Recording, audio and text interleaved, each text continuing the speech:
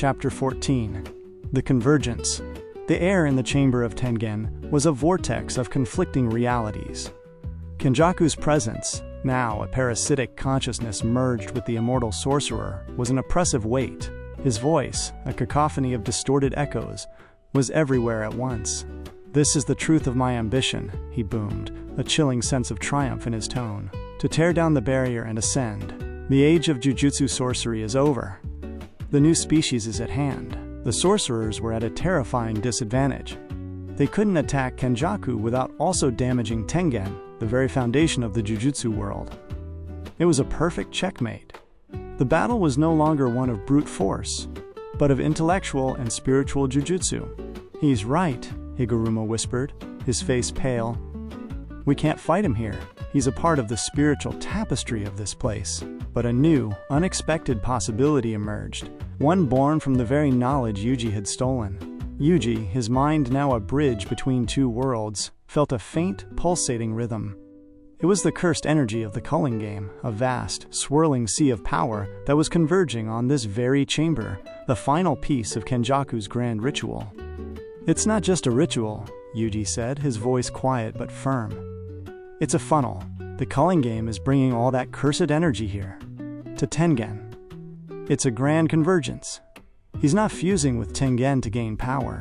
He's fusing with him to become a gate. He's going to open the world." The realization was a horrifying clarity.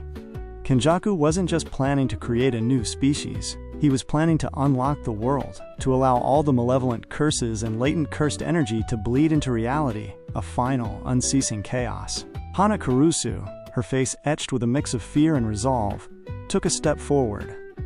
"My technique, Jacob's Ladder, it can extinguish cursed objects. What if Tengen isn't the problem? What if the cursed energy is?" Yuta, his mind racing, understood her logic.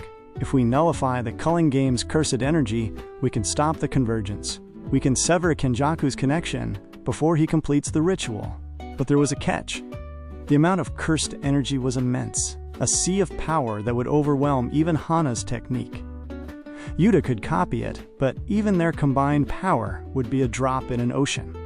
The only person with the raw, soul-shattering power to do it was Yuji.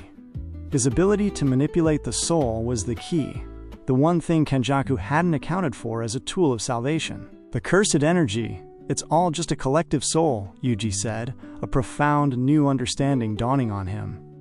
"I can't destroy it, but I can redirect it." The new plan, born in the face of impossible odds, was a terrifying act of faith. Yuji, using his soul manipulation technique, would act as a spiritual siphon. He would absorb all the cursed energy of the Culling Game, all the malevolent power that had been building for months, and pull it into a single point. It was an act of godlike power, a gambit that would either save the world or tear his own soul to pieces. The others took their positions. Maki and Hikari would hold the line against Kenjaku's remaining spirits, buying Yuji the time he needed. Higuruma and Hana would use their abilities to create a defensive barrier, a spiritual shield to protect him from the backlash.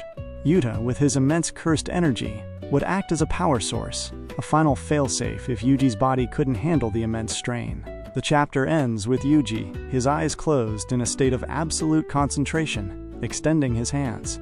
The air around him begins to hum, and from the edges of the chamber, a river of dark, swirling, cursed energy begins to flow.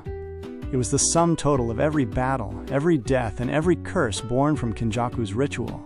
The final convergence had begun, and the fate of the world rested on one boy's ability to hold a raging storm within his soul. The war was no longer against a curse or a man, but against a concept, the very nature of evil itself. And Yuji, the boy who was born to be a vessel, was now a conduit for the world's salvation.